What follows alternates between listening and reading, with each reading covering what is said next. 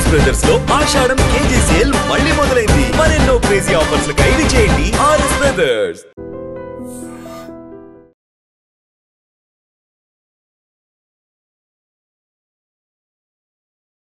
నమస్తే, welcome to I dream talking point with Kavitha.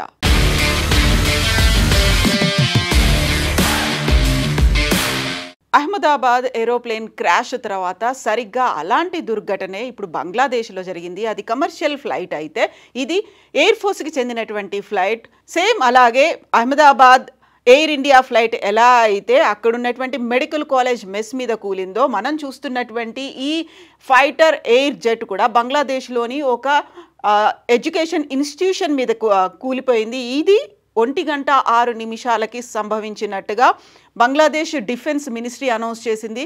Air ఫోర్స్కి చెందినటువంటి ఈ విమానం ట్రైనింగ్ కోసం యూజ్ అవుతుంది. ఇది చైనా మేడ్గా మనకు తెలుస్తోంది.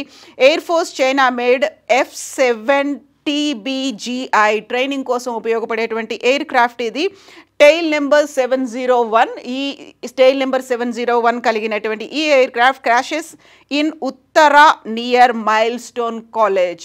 సో ఉత్తరా ప్రాంతంలో ఉన్నటువంటి మైల్ స్టోన్ కాలేజ్, అది అందులో స్కూల్స్ కూడా ఉన్నాయి. ఆ స్కూల్స్ అందులోనూ స్టూడెంట్స్ ఉన్న సమయంలోనే ఆ బిల్డింగ్ మీద కుప్పకూలింది. పెద్ద ఎత్తున మంటలు చెలరేగినటువంటి విజువల్స్ని మనం చూస్తున్నాము. సో ఎక్కడికక్కడ చెల్లాచెదురుగా పారిపోతున్నటువంటి స్టూడెంట్స్ కనిపిస్తున్నారు. పెద్ద ఎత్తున మంటలు, పొగలు వ్యాపించాయి. ఆకాశాన్ని అంటే ఇలా దట్టమైనటువంటి పొగలు కూడా వ్యాపించాయి.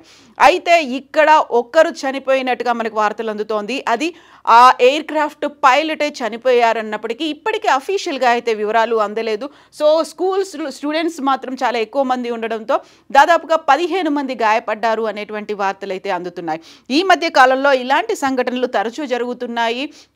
అహ్మదాబాద్ ఏరోప్లేన్ క్రాష్కి సంబంధించి ఇంకా ఇప్పటికి పూర్తి వివరాలు తెలియకముందే ఇక్కడ కూడా సేమ్ అలాంటి తరహానే సంఘటన జరగడం, అది కూడా స్కూల్ ప్రెమిసెస్లోనే కుప్పకూలడం, అందులోనూ స్కూల్లో పిల్లలు, కాలేజ్ పిల్లలు ఉన్న సమయంలోనే కుప్పకూలడం అనేది యాక్చువల్గా ఇప్పుడు ఇంకా ఏం జరిగింది, ఎందువల్ల ఇలాంటి సంఘటన జరిగింది అనేది పూర్తి వివరాలు తెలియనప్పటికీ ఆ ఎయిర్ క్రాఫ్ట్ని రన్ చేస్తున్నటువంటి పైలట్ అయితే చనిపోయాడు అనేటువంటి వార్తలు డిఫెన్స్ మినిస్ట్రీ అయితే అనౌన్స్ చేసింది. బట్ ఎందువల్ల జరిగింది, యాక్చువల్గా టెక్నికల్ ఫెయిల్యూర్ ఉందా, లేకపోతే ట్రైనింగ్ ప్రాసెస్లోనే దాన్ని మామూలుగా హ్యాండిల్ చేయలేకపోయారా, ప్రాపర్గా హ్యాండిల్ చేయలేకపోయారా, ఏదైనా బర్డ్ హిట్ అయిపోయిందా, వాతావరణం అనుకూలించలేదా, లేకుంటే మనం ఇంతకుముందు అహ్మదాబాద్ ఏరోప్లేన్ క్రాష్లో చూసినట్టుగా ఇంజన్స్ ఫెయిల్యూర్ అయ్యాయా, దానికి సంబంధించినటువంటి పూర్తి వివరాలు అయితే అందలేదు. కాకపోతే మనకున్నటువంటి విజువల్స్, అందుతున్న వివరాల్ని బట్టి చూస్తే అయితే ఆకాశాన్ని అంటేలా ఉన్నటువంటి మంటలు, పొగలతో పెద్ద ఎత్తున అక్కడ ఒక హాహాకారాలు వినిపించాయి.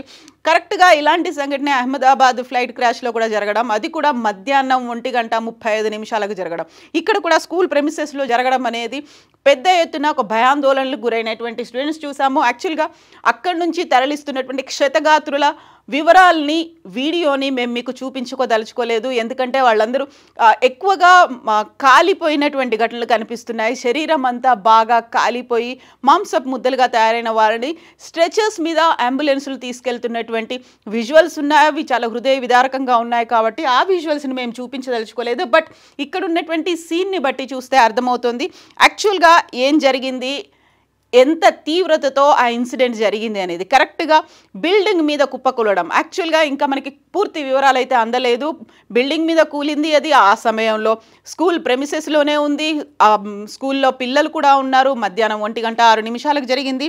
చైనాకు చెందినటువంటి ఫైటర్ జెట్, ఇప్పటికైతే ఒక 15 మంది గాయపడ్డారు అని తెలుస్తోంది. కంప్లీట్గా వివరాలు రాలేదు.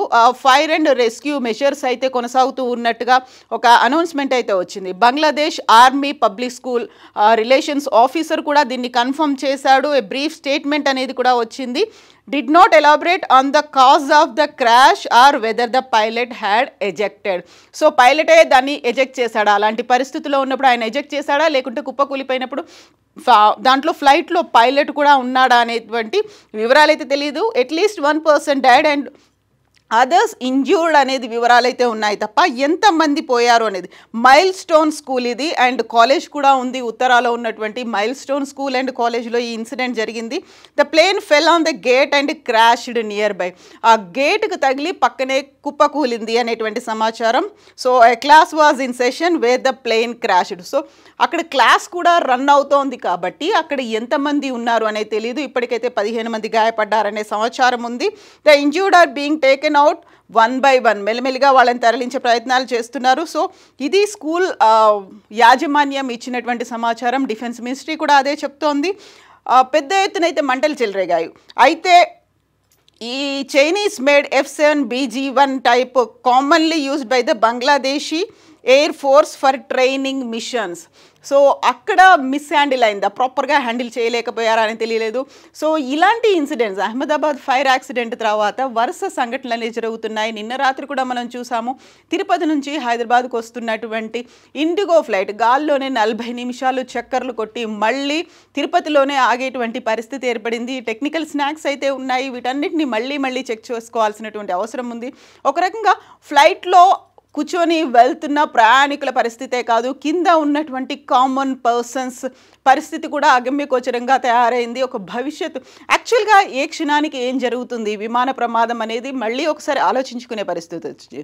ఓవరాల్గా అయితే ఇప్పుడు Chinese made fighter jet Bangladeshi air ఫోర్స్కి యూజ్ అయ్యేటువంటి ఈ ఫైటర్ జెట్లో అయితే ఒక ప్రమాదం సంభవించింది. ఇప్పటికైతే అఫీషియల్గా ఒకరు చనిపోయారని చెప్తున్నప్పటికీ క్షతగాత్రుల వివరాలు అయితే ఇంకా తెలియదు.